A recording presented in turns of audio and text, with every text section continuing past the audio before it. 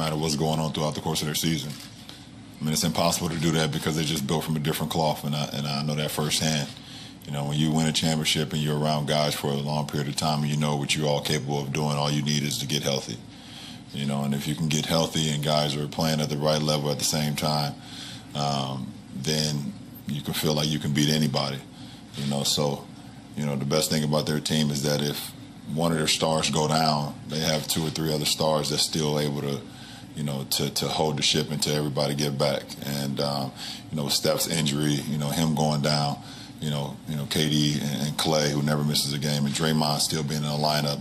If you look at the previous, you know, time where KD went down, the rest of those guys were in, you know, and held it until KD came back for the playoffs the year before that. So when you have the luxury of not being pressured to come back so fast, you know, and even with Iguodala, you know, him not being pressured to feel like he needs to get back on the floor to help the team win, that the guys are going to continue to play well.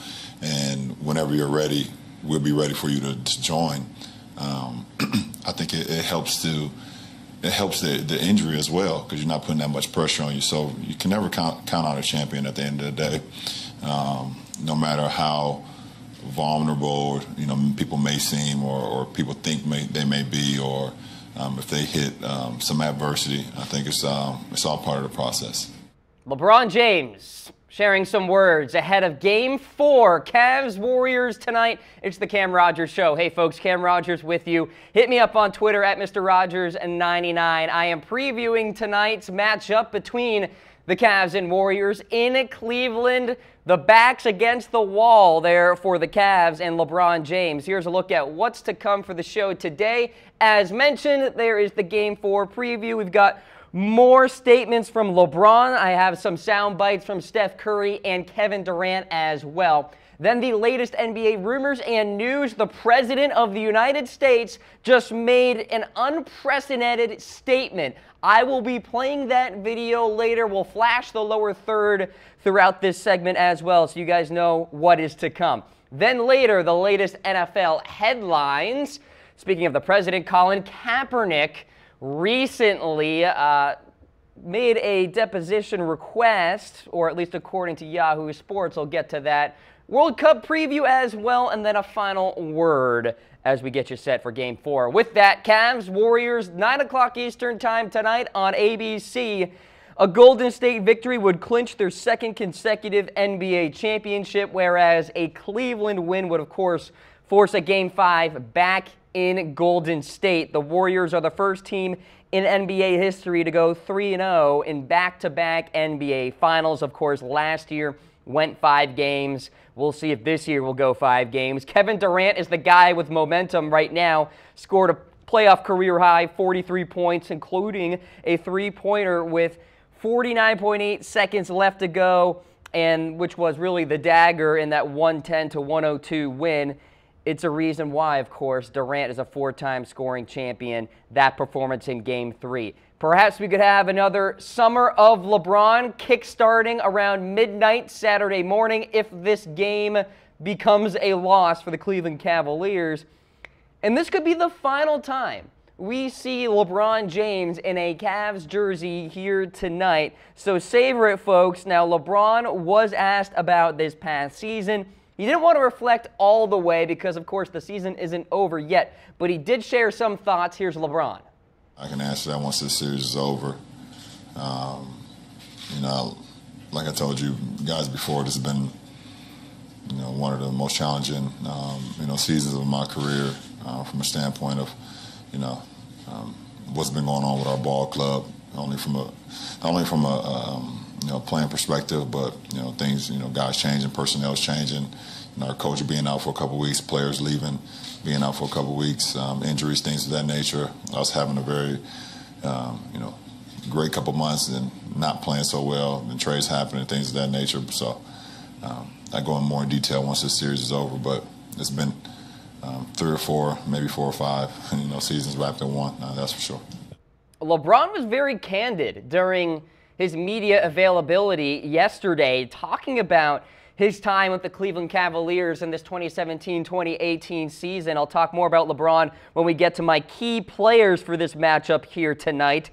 Now, Steph Curry had a historic evening in Game 2. He's hoping to win yet another title. Here's Steph Curry on the mindset ahead of tonight's matchup. Just understand the details of defensively what we need to do against a team like Cleveland with the threats that they have. Understanding that Game 4 is going to be the toughest game that we've played in this series to close it out, and we're going to need energy, effort, focus from every guy that steps foot on the floor for 48 minutes, and kind of like we did in Game 3, where we know they're going to throw some crazy punches, and we got to be able to weather the storm and their runs and the crowd and the atmosphere and all that. Just try to keep our composure as best we can. Whether shots go in or they don't, or calls go your way or they don't, no matter what the score is, you got to keep fighting, keep playing, because closeout games are the hardest things that you can ever experience in the playoffs. All right, we'll see who actually wins the NBA Finals MVP. Could be Steph, could be KD. KD went off in Game 3. Steph, as I mentioned, that historic evening in Game 2. Now, Kevin Durant was reportedly actually heckled by some Cavs fans at the team hotel after Game 3. Durant fired back a little bit here. Here's his response to the hecklers. I don't think it's crossing the line. Because, whoever's screaming and heckling at grown men, even after the game, I think that's just pure ignorance. So it's like that's just who they are at that point. So I get it. When those guys at your hotel last night, you asked them what did they say. Is that something where you're just trying to say, hey, if you're going to say it to me, say it to my face, don't hide it, stuff like that? No, I just kept hearing somebody say KD, and I didn't hear what they said after that. I just wanted to know what they said. I wasn't going to do nothing. I just wanted to hear what they were talking about. Well, it's not over till the fat lady sings, but she is warming up her vocals here as we get ready for Game 4. Now, some of my key players as we get you set. We'll start things off with LeBron James, of course. The pressure is on him to turn around this series here, and of course, no team has ever gone from 0-3 to 4-3, if you will, in winning the series. It has never been done before in the NBA. Now, with LeBron, I mentioned very candid with the media yesterday. I would suspect if the Cavs lose this game, he is going to be very reflective upon his time with the Cleveland Cavaliers, and perhaps that could give us some sort of indication in terms of what his plans are for the free agency period as we enter another summer of LeBron James. And James was talking about Dwayne Wade and that trade, and actually the Blazers passing up on KD back in 2007. So had some fun with the media. The reality is, for LeBron, in terms of this series here, it's got to be an ultimate momentum shift, and it's got to happen tonight in Cleveland.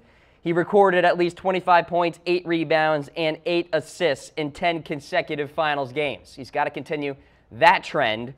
Also averaging 34.5 points, around 9 rebounds, 9 assists, and shooting 53.9% from the field in this current playoffs. So last year the Warriors were up 3-0 and won in 5 games.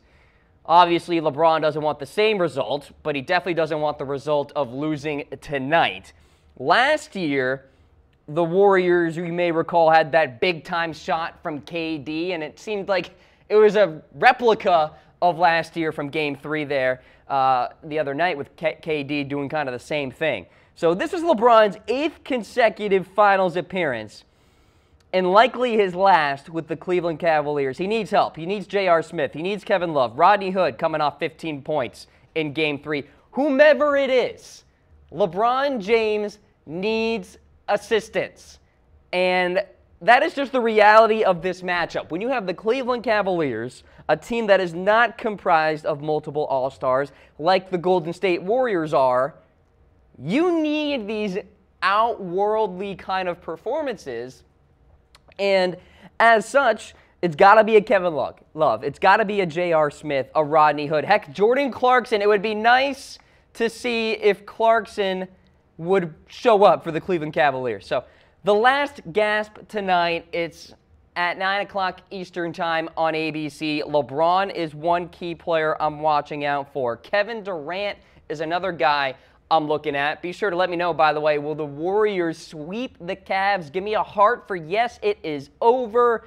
Give me a like for no, they won't. KD, this guy has all the momentum, all of the swagger. I love watching this guy shoot a basketball. Coming off a game-high 43 points in Game 3. He went 15 of 23 from the field, 6 of 9 from three-point range, ripped 13 rebounds as well. Became the 6th player all-time to register at least 40 points, 10 rebounds, and 5 assists on the road in the NBA Finals. If Durant is half that good, we're talking half Game 3 good, the Warriors will win. Because Steph Curry is not having the same night that he had on Game 3. He went 1 for 10 from 3. That is not Steph Curry-esque. The law of averages says that really extreme performances are usually followed by the baseline, the typical performance for that player, for that person, for that phenomenon. And Steph Curry is not going to go 1 for 10 from 3 in Game 4. It's just not going to happen. So you got to think about that. And by that same token, though, if Cleveland can somehow channel what they did against Steph Curry and against Klay Thompson in Game 3 for this Game 4, contesting as many shots as possible and praying that Kevin Durant doesn't go off again, then maybe the Cavs can extend this series. And I think that's the mindset Cleveland has to have here. Well, we did the right thing against Steph. We did the right thing against Klay. Yeah, sure, Kevin Durant went off, but do you expect him to score 43 points yet again? So the Cavs kind of have to, in a sense, replicate that game plan and try to limit Kevin Durant at the same time. I'm not saying it's easy, but I'm saying that's kind of what they're going to have to do here. So obviously, LeBron is my key player for the Cleveland Cavs. Kevin Durant, a key player for the Golden State Warriors. I will get to another player in a matter of seconds, but first, you are watching the Cam Rogers Show presented by AutoList. Are you looking for a new or used car out there? Tired of browsing a million sites? Go to Autolist.com to surf the largest inventory on the web or download their Android or iPhone app today. Autolist sponsoring the Cam Rogers Show. All right, so next key player here, Steph Curry. Like I mentioned, 1 for 10 from 3 in Game 3. That ain't going to happen again. I'm confident in that. There's a little thing called regression to the mean and progression to the mean. I'm thinking Steph's going to go back to his baseline numbers. 8th in all-time career playoff points per game, 2nd in career threes made per game, and averaged nearly a triple-double in last year's finals. He's a gamer. He's tough. And I think that's what really shined through from Steph in this playoffs. The toughness, the grit, getting up in players' face, which we haven't seen much of that in the past finals, in the past playoffs from Steph Curry. And so I like that about him now, adding on to his ability to shoot the ball from beyond the arc and obviously be a leader on the court, but also he defends himself.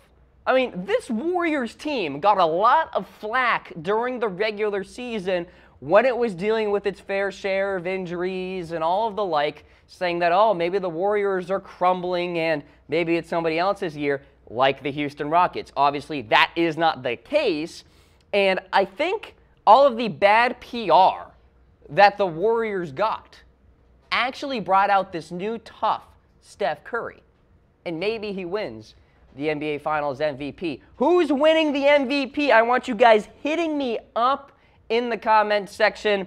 I'm seeing Zandy chiming in. Jerry is chiming in. We got Mitchell Renz. Marcus Williams in the comments section, one of the frequent watchers of the program. Marcus, what is going on, my dude? Thanks for watching. So be sure to let me know what you guys think about that. Game 4 tonight, 9 o'clock Eastern time on ABC. We've got breaking news here on the Cam Rogers Show. Speaking of the NBA Finals, the President of the United States has just told the media he will not be inviting LeBron James, Steph Curry, the Warriors, the Cavs, regardless of what happens in this NBA Finals, the President of the United States will not be inviting the victor of the NBA Finals to the White House. This happened moments before coming on air. Here is what the president said. Quote, "I didn't invite LeBron James, and I didn't invite Steph Curry.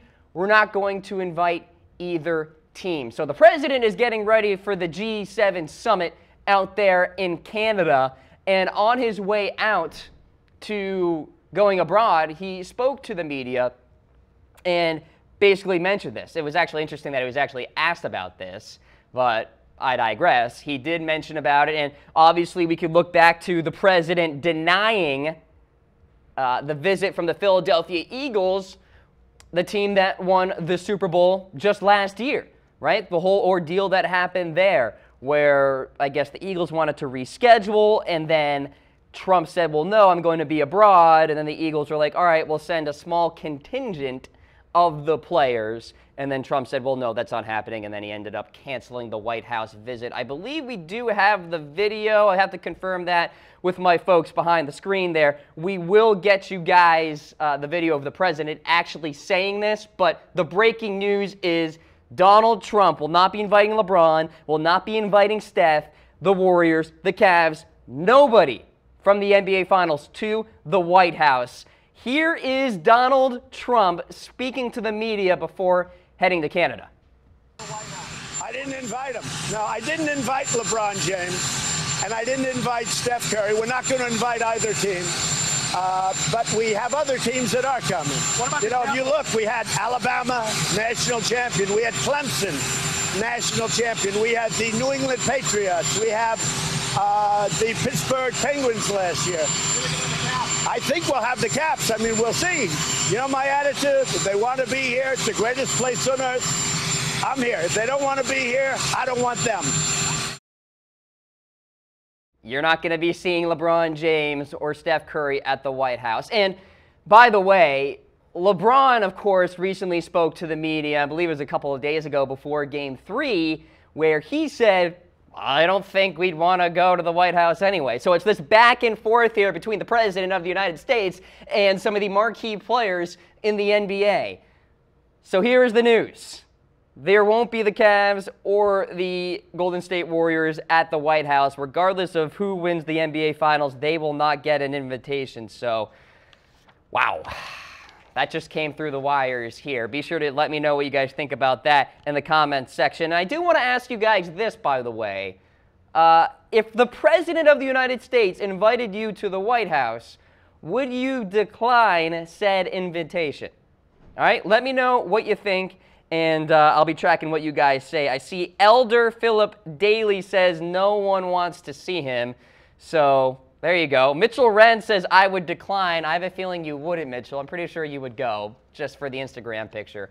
But let's go to all of the new NBA rumors out there, and we'll start things off with LeBron James and Paul George perhaps teaming up. Now, this is interesting.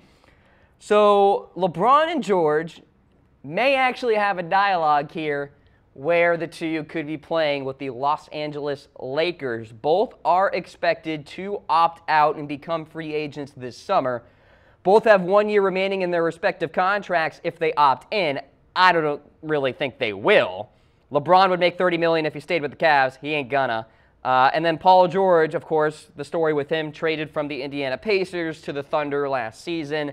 Thunder tried really hard to keep George in Oklahoma City, and they will try hard this coming season. So George grew up in LA, and there is very real reason to believe that Paul George will go to the Lakers. Now, whether or not LeBron James will go to the Lakers is a whole nother discussion, although LA is a favorite to land LeBron, and we'll get that latest odds list there for you guys as well. But should LeBron and Paul George team up with the Lakers? Be sure to let me know in the comments section.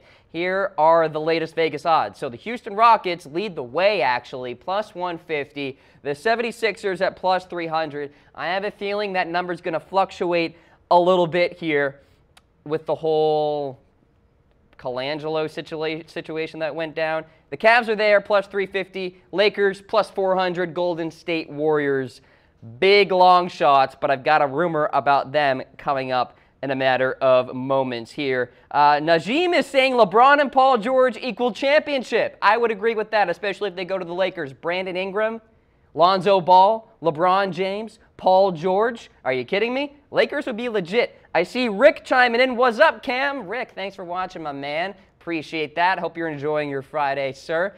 So let me know about Paul George and LeBron, but the rumor is that maybe these two could be teaming up. I mentioned Colangelo. He is no longer the president, the GM of the 76ers. He mutually parted ways, and I'm doing air quotes right now. You can't see me, with the 76ers. And, of course, it's all over the scandal with his burner accounts. And on his burner accounts, he allegedly criticized 76ers players Joel Embiid, Markelle Fultz, former Sixers GM Sam Hinkie, and the investigation went on for about a week and a half or so and found his sharing to be, quote, careless and in some instances reckless. So he served as the president since 2016. In the meantime, 76ers coach Brett Brown will oversee basketball operations.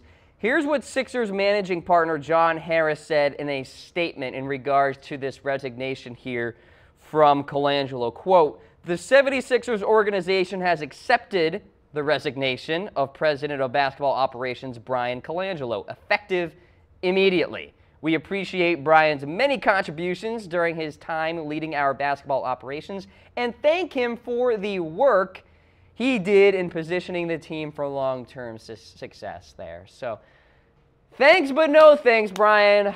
Good riddance is basically how I interpreted that statement. Now, Colangelo had his own statement here. Said he didn't resign, but mutually parted ways, like I mentioned. Quote, although I am not directly responsible for the actions, I regret this incident occurred and understand that it has become a distraction for the team. Therefore, the organization and I have mutually agreed to part ways. So he is denying involvement with these Twitter burner accounts. And you may recall a report from the USA Today that talked about how Brian's wife, Barbara, was actually the one that was involved with these burner accounts and actually sending out these tweets. That is kind of falling in line with Colangelo's statement there saying, I wasn't involved, so if you weren't, then obviously your wife was, right? So, I don't know. We'll see what happens in regards to any more details surrounding that investigation. But Brian Colangelo is now out. And you are watching The Cam Rogers Show, presented by Autolist. Head on to Autolist.com. Get that car shopping done in a flash. Surf the largest inventory of new and used cars on the web or download their top-rated mobile app for Android and iPhone today. All right, continuing on with the latest NBA news and rumors, the Pelicans have extended Alvin Gentry through the 2020-2021 season. The Pelicans, all things considered, exceeded expectations this season. They won 48 games, swept Portland in the first round of the playoffs, succeeded in developing that fast-paced offense there, and actually led the league in pace. So Anthony Davis, a big reason why, averaged 28 points per game, 53% shooting percentage as well. Gentry's going to have his work cut out for him a little bit here because you have DeMarcus Cousins coming back from an Achilles injury, and you look at this team, the Pelicans, they made noise in the playoffs without DeMarcus Cousins. So now DeMarcus joins the fray, you would think, healthy and 100%, then maybe the Pelicans can actually make even more noise in the following NBA postseason. It's something to keep in mind. I know we like to talk about the Sixers, the Celtics, and those teams in the Eastern Conference, but I think in the Pelicans' realm of things and just in general, in the Western, Eastern, however you want to put it, throughout the regular season when they play in both conferences, they can make some noise. And perhaps once the postseason comes around, the Pelicans can actually really surf through. Like I mentioned, we like to talk about the Celtics, the 76ers, because they're fun to talk about in terms of rising teams in the postseason in general, Eastern or Western. And I think the Pelicans could be one of those teams to start talking about as well. All right, let's go back to LeBron here. He will reportedly meet with the Golden State Warriors about free agency. This coming from Stephen A. Smith. And so we could have the possibility of a LeBron James, Kevin Durant, Steph Curry, big three in Golden State. Now, LeBron shot down the potential to go to the Warriors back in February, saying he was focusing on developing the Cavs into, quote, a championship caliber team. Now, that was February. It is now June 8th, 2018. All right, so the new year just turned in February, not so much now, and maybe LeBron could be thinking otherwise at this juncture, down 0-3 against the Golden State Warriors. In March, the Warriors weren't among the short list where LeBron might go, according to Kevin O'Connor of The Ringer. That list included the Cavs, Lakers, Rockets, and Philadelphia 76ers. Now, again, March. So a couple months ago, that report, that list could be outdated. LeBron tomorrow could decide that, hey, maybe the Golden State Warriors are a team that I'm going to look into here. So only time will tell. The first step is LeBron's got to opt out of that contract with the Cleveland Cavaliers, which he will. There's no doubt about that. If there's anybody out there that actually thinks he will opt into this contract, I think you're insane. Now, there's still the possibility, mathematically speaking, that the Cavs can win the NBA Finals. But it's never been done before, down 0-3. Jonathan chiming in the comments section. If Bron goes to Golden State, that's the end of basketball, Jonathan. It's so funny you mentioned that. My producer, Lana Bond, was saying, I might just stop watching basketball if LeBron goes to Golden State, because what is the point of watching anymore, Jonathan? By the way, can we just, cancel the Eastern Conference then? Maybe the Western Conference is the NBA if LeBron goes to the Golden State Warriors.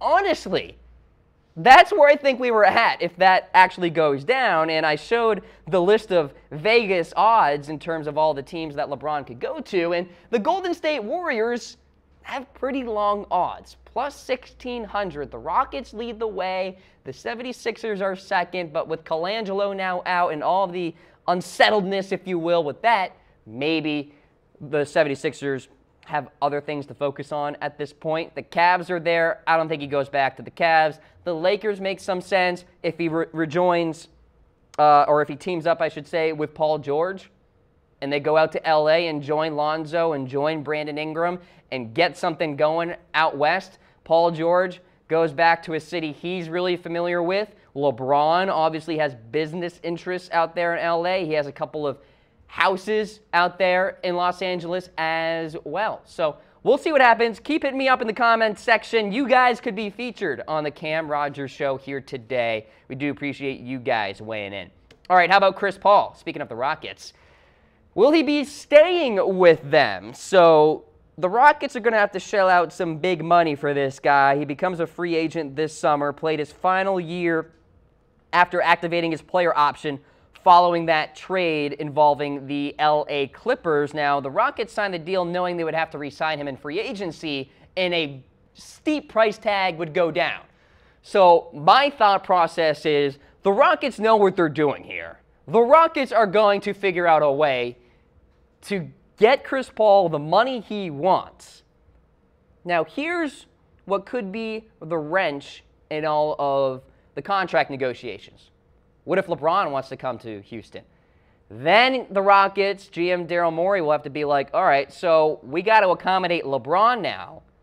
Maybe Chris Paul is okay with taking a little less money than what he originally thought he would get, just so he can play ball with his dude, LeBron James. It's something to keep in mind, right? Because there are so many narratives to why LeBron would go to whatever team we're talking about. Lakers, maybe it's teaming up with Paul George. Maybe it's the business interests. Maybe it's the fact that LeBron has houses out there. Houston, maybe it's teaming up with Chris Paul. Maybe Chris Paul is okay with taking less money. 76ers, maybe LeBron can play off the ball. Maybe that's the report out there that, he actually is okay with letting Ben Simmons be the guy there in Philadelphia. And, of course, he has a rim protector in Joel Embiid, a rim protector that LeBron has never had. So it's narrative after narrative after narrative here. And for Chris Paul, maybe he could be a part of the LeBron James sweepstakes if he takes less money. We'll see what happens. All right, let's get to the next news/rumor out there. DeAndre Ayton says he thinks he's going #1 in the 2018 NBA draft. He was speaking to the media after a workout with the Phoenix Suns here, saying, quote, "I know I'm going #1." And Phoenix GM Ryan McDonough said, quote, "He shot the NBA 3 pretty comfortably. We've been looking for a center to kind of anchor our team offensively and defensively. We think DeAndre has that kind of potential." I think he goes #1 overall. I really do. This guy is absolutely unbelievable. And he's not the old-style center either, the ripping the boards and 10 points per game kind of thing. No, this guy's versatile. He scores. He's a gamer. He's tough. I think he goes #1 overall. All right, let's go to the next headline here. James Harden voted MVP of his fellow peers. So he is a favorite to win the official NBA MVP. Pretty good season. 30 points per game, 5.4 rebounds per game, 8.8 assists per game in the regular season. Of course, Houston reached the Western Conference Finals before losing to Golden State in Game 7.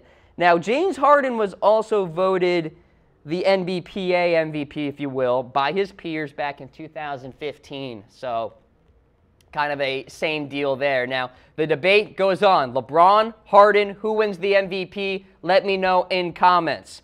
Let's get to the next headline here. The search continues for the new head coach for the Detroit Pistons. Dwayne Casey, the former head coach of the Toronto Raptors, is perceived to be the favorite. Now, he met with owner Tom Gores on Tuesday, and the Pistons were reportedly, quote, very impressed with Dwayne Casey. Now, Casey spent 7 seasons with Toronto, 320 to 238 record there, reached the playoffs 5 times in 5 seasons, 59-23 record this past season, but we all know what happened with the Raptors. They lost in the second round of the NBA postseason this past year. So yeah, maybe Dwayne Casey just needs a change of scenery because he's got a good regular season record, but the playoffs, it's the crumbling that happens. And hey, shout out to the Washington Capitals, by the way. They got it done. Maybe the Raptors are next.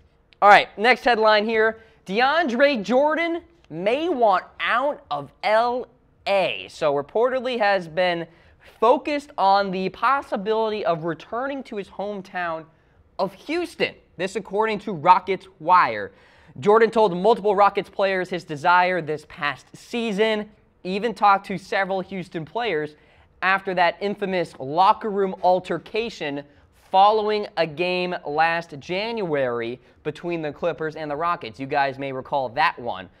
Now, of course, this could be the end of the old Big Three for the Clippers. Chris Paul's no more. Blake Griffin is no more. He's on Detroit. Maybe DeAndre Jordan is now out too.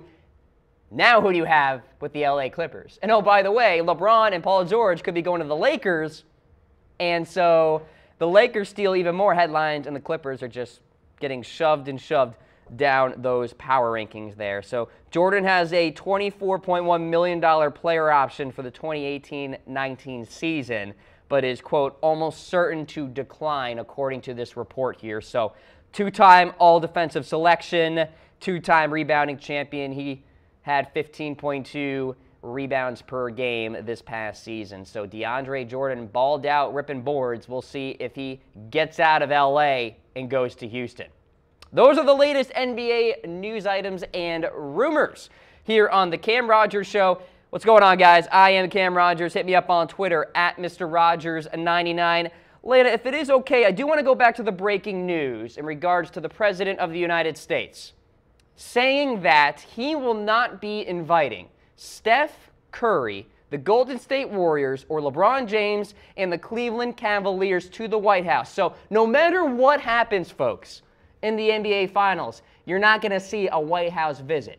So the president is getting ready for his G7 summit here. And on his way out, he spoke with the media, and we have a clip here from MSNBC of the president saying that he is not going to invite LeBron, he is not going to invite Steph, the Warriors, or the Cavs. Here it is. I didn't invite him. No, I didn't invite LeBron James, and I didn't invite Steph Curry. We're not going to invite either team. But we have other teams that are coming.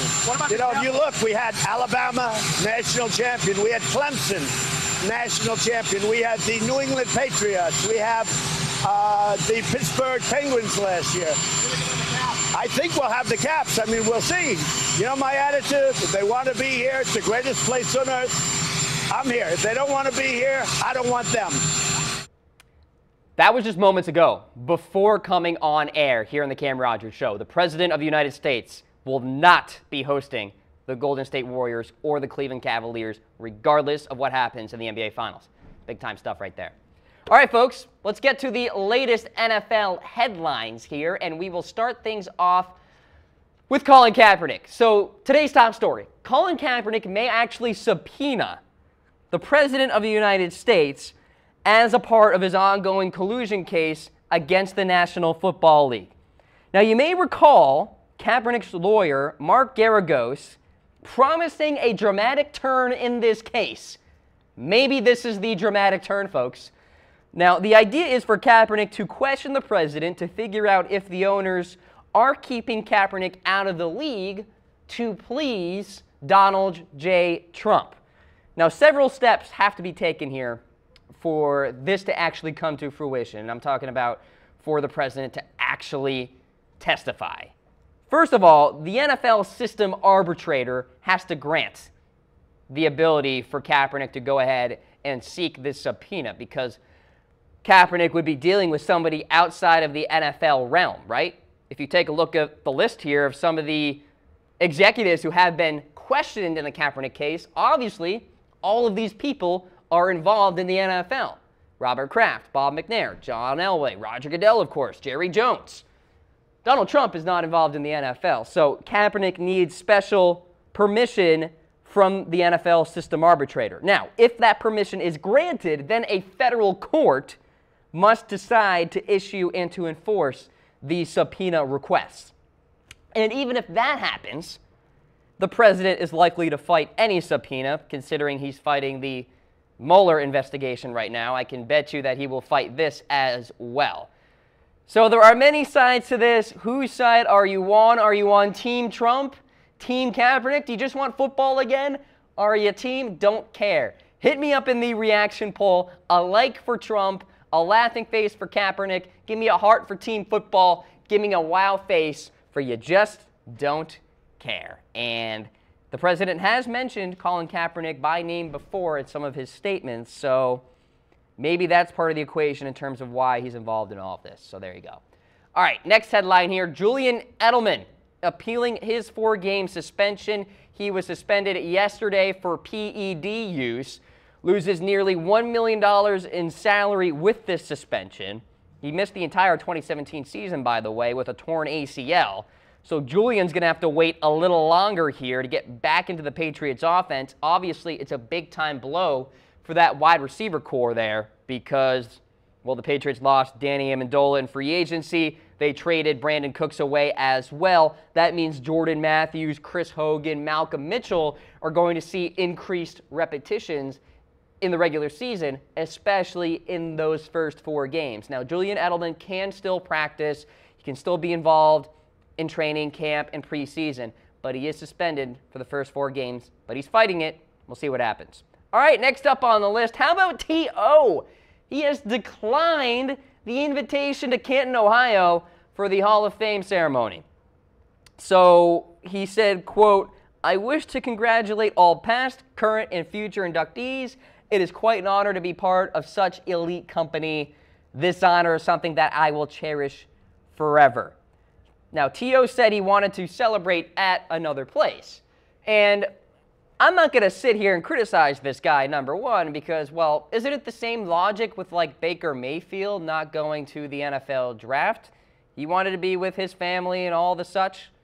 Maybe Terrell Owens wants to as well. It's just a thought. I'm playing devil's advocate here because I know a lot of people are up in arms about this, including Chris Carter, who took to Twitter. Here he is.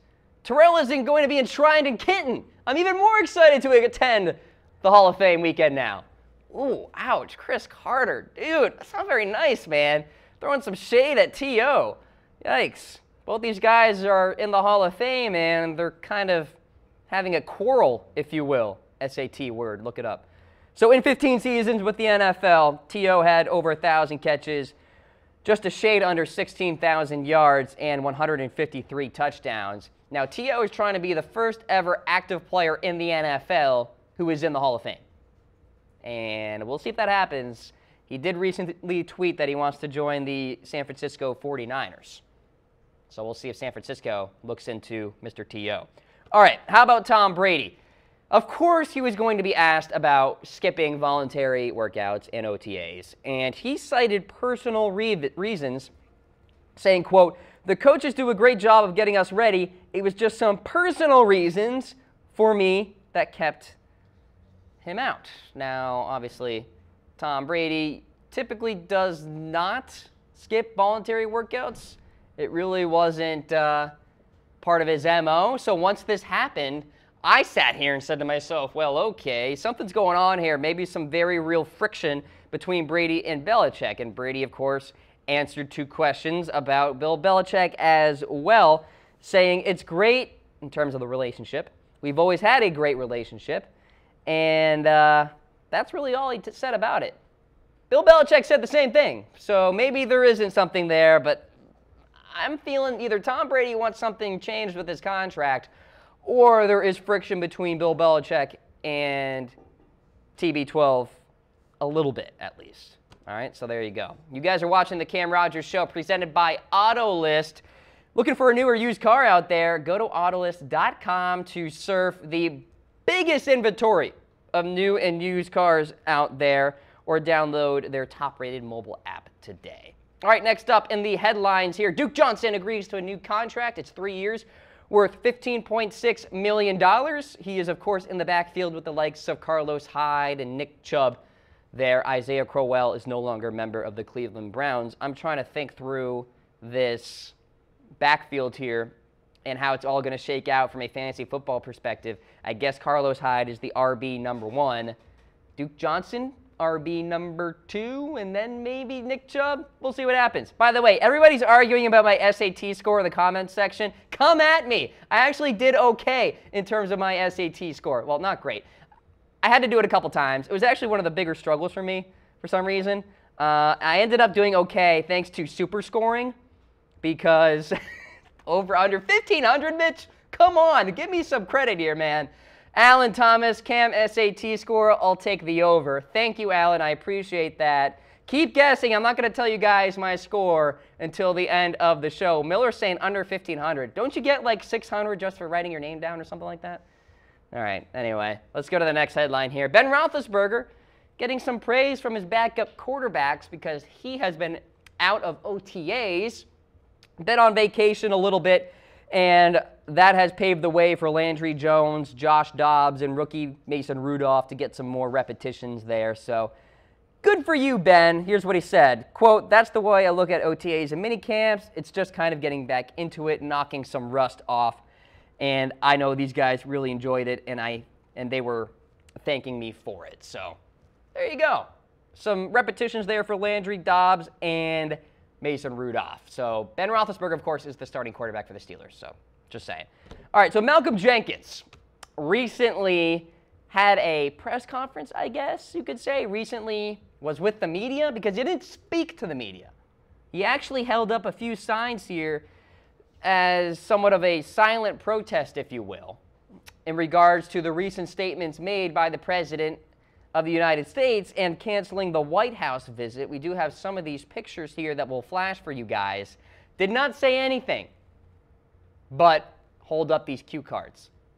And Malcolm Jenkins has been at the forefront of the right to protest as an NFL player. More specifically, during the regular season, he held up his fist during the national anthem.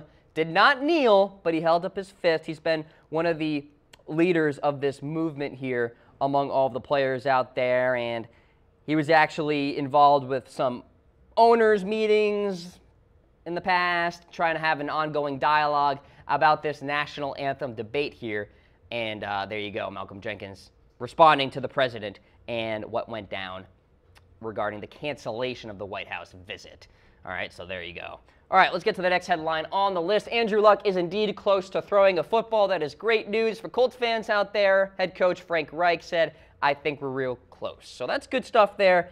We got to continue on just for the interest of time. I do have my 2 cents about Andrew Luck and the Colts. Real quick, I will say I think the Colts can be a playoff contender if Andrew Luck gets back to his old form. I'm talking about 2014 form, when the Colts made the playoffs, made a couple of runs, made it to an AFC championship game against those Denver Broncos. So, just keep in mind that maybe the Colts can make some noise. All right, let's go to the next headline on the list here. Reuben Foster suspension, is it going to happen? Well, Adam Schefter says that the NFL is mulling it over. Foster pled no contest to a gun charge from February. Now he has 2 years of probation, also got slapped with $235 worth of fines. Schefter said the NFL could implement some sort of suspension via the gun charge, the domestic violence charges, and the marijuana charge back from January that went down in Alabama there. So there you go. Reuben Foster could be missing a few games. I don't think he's going to play a full 16-game regular season slate. I don't think that's going to happen. All right, guys, you're watching the Cam Rogers Show here on Chat Sports Facebook Live. I am Cam Rogers. Hit me up on Twitter at Mr. Rogers99. The World Cup is upon us, ladies and gentlemen. It kickstarts next week with Russia, of course, the host country. Let's take a look at just how long a soccer game is, because it seems to be a question that a lot of people kind of think about here. So, soccer is one of the more archaic ways to kind of keep time here. Soccer has this very old-style way, and it's unique, and I like that. So in theory, a soccer game is 90 minutes total, 45-minute halves, with an intermission, of course, in between. There is no clock on the scoreboard that must be followed. The audience, in a sense, is kind of left in the dark in terms of when the game ends, because what makes soccer so unique is that the referee has full discretion of the clock. The referee can decide when to add on more time and how much more time needs to be docketed towards the later part of the game. So in all, usually on average, start to finish, a soccer match, a soccer game usually lasts an hour and 50 minutes. So extra time. You can call it stoppage time. You can call it added time. Usually, referees add time to a soccer game to compensate for injuries and other delays of a game.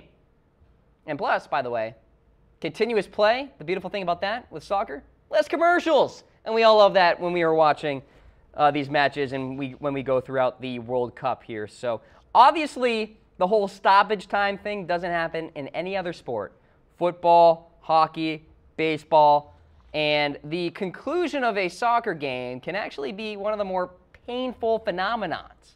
Because if you think about it, if a team is leading at the 90-minute mark, and in theory the game should end then, but the referee adds on time, and that team that was in the lead ends up losing, you just think to yourself the what-if scenario, right? What if there was no stoppage time at the end of the game? And very rarely does a soccer game go 90 minutes even, like almost never. So, like I mentioned, in essence, extra time is compensation for whatever stoppages occur during the game. And the odd thing about it is there's no concrete formula. A stoppage for one referee could actually equate to 30 seconds, but maybe a minute and a half for another referee for that same stoppage. So it's very arbitrary and kind of adds an element of suspense where, like, you're sitting here at the 90-minute mark and you're saying to yourself, okay, how much added time will there be in this particular matchup? Be sure to let me know about the World Cup as well. What country are you rooting for? Of course, the United States did not qualify, so yeah. By the way, here is the painful part of a soccer match in terms of a coaching or player perspective.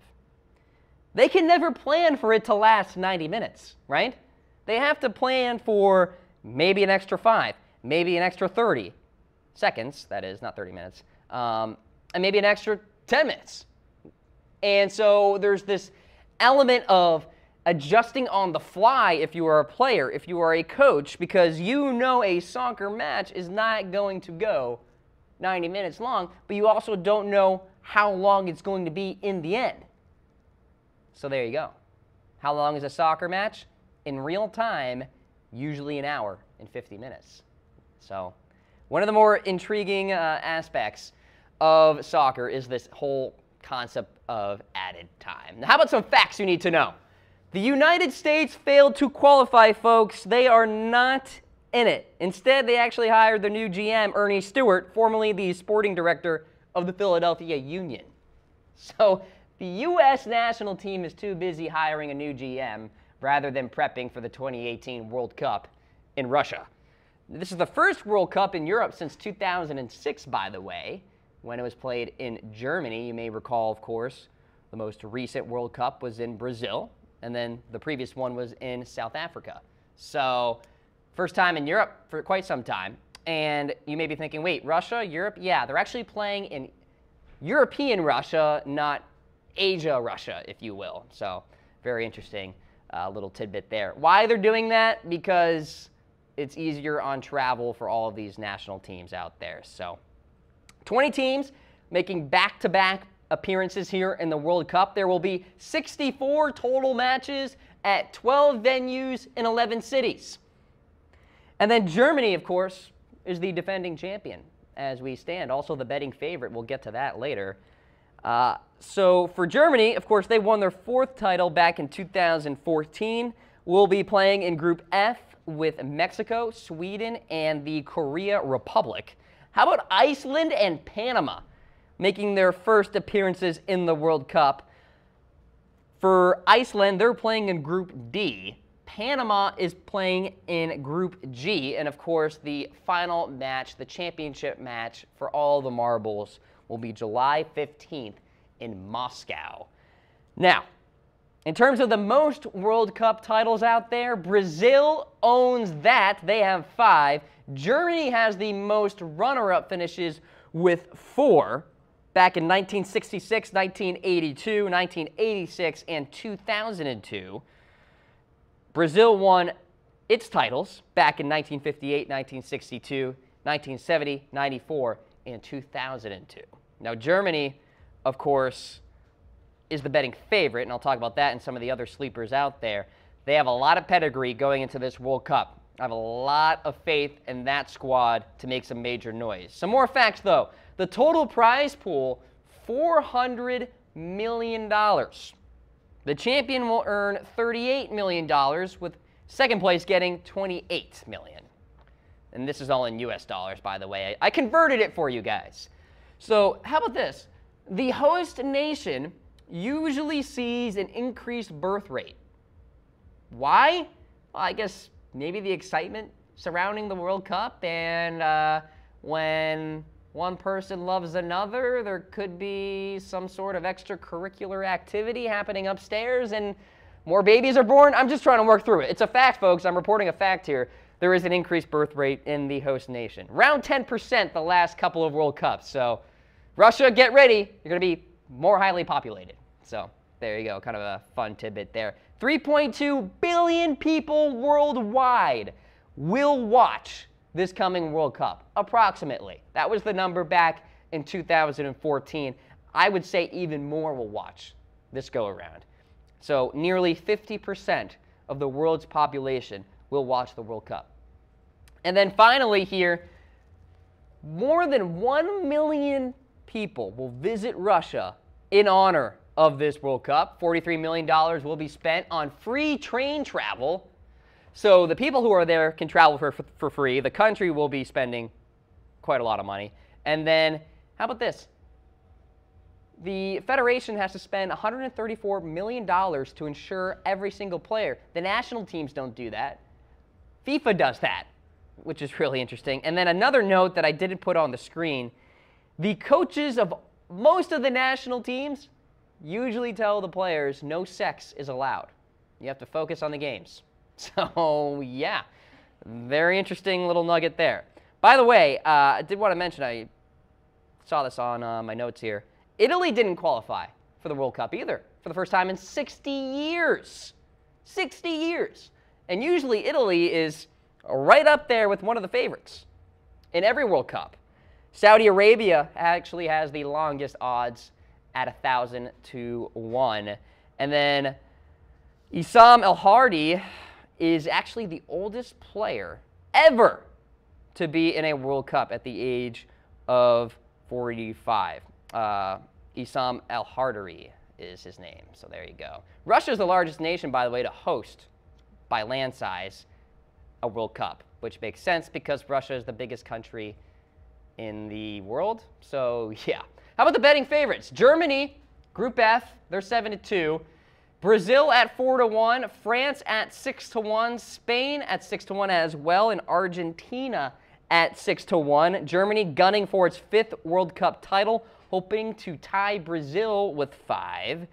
Brazil, of course, headlined by Neymar, looking to capture a title after missing out and doing so in their own country, you may recall. And their last title coming in 2002 in South Korea/Japan. France, the 1998 champions, by the way, winning in their home country. All right, so the next slate of favorites, Belgium at 10-1, England at 20-1. That's who I'm going to root for because the U.S. is out, Italy's out, Ireland's out. I'm down to England in terms of my ethnicity here. I got to figure it out. Portugal 25-1, Uruguay 30-1, and Colombia 40-1 odds there. Argentina, the runner-ups back in 2014, the winners in 1978 and 1986. Belgium finished 4th in 1986, and England, well, they won back in 1966. All right, so there you go, some of the betting favorites across the World Cup for 2018. How about my top 10 players? Let's take a look here. We got to start things off with Lionel Messi of Argentina. We all know him. Cristiano Ronaldo, too, of Portugal. Neymar of Brazil, big-time player as well. Mohamed Salah of Egypt. David Gea of Spain, a guy to watch out for. So that's the top 5 on my list. Let's take a look at 6 through 10 here. We got Eden Hazard of Belgium, Antoine Griezmann of France, James Rodriguez of Colombia, Thomas Mueller there of Germany, not to be confused with Robert Mueller, who's ongoing with that investigation against President Trump and all that. And then at number 10, we have Gabriel Jesus of Brazil. So a couple of big-time players with Brazil, Jesus and Neymar. Keep an eye on them to make some noise as we go throughout group play and then into the knockout stage, which I would expect from Brazil. All right, so with the U.S. out, will you watch the World Cup? Let me know in the comment section below. I want to hear from you guys. All right, folks, you're watching the Cam Rogers Show here on Chat Sports Facebook Live. I am Cam Rogers. We are presented by Autolist. Looking for a new or used car out there? Tired of browsing a million sites? Go to Autolist.com. Browse the largest inventory on the web or download their top-rated mobile app for iPhone or Android today. Game 4 tonight, Cavs Warriors. Are the Warriors going to sweep the Cavs and capture their second consecutive, I should say, NBA title? Let me know in the reaction poll. Give me a heart for yes, it is all over. Give me a like for no, they will not. This will go to 5 games. We'll see what happens. I think LeBron and the Cavs get it done tonight in Cleveland. Their backs are against the wall, and I kind of made this argument for Game 3, but I can really make the argument for Game 4 because it's do or die time for Cleveland here. And now, LeBron and his statements with the media yesterday kind of scared me because he was like talking about the season that he had with Cleveland and all this stuff. And it's like, guys, LeBron, it ain't over till it's over. It ain't over till the fat lady sings, and I know she's close to singing, but she hasn't sung just yet. So hit me up in the reaction poll. Give me your comments. You're watching the Cam Rogers Show here on Chat Sports Facebook Live. One final thank you to Autolist for sponsoring the program. Have a fantastic weekend. I will see you Monday. Peace out.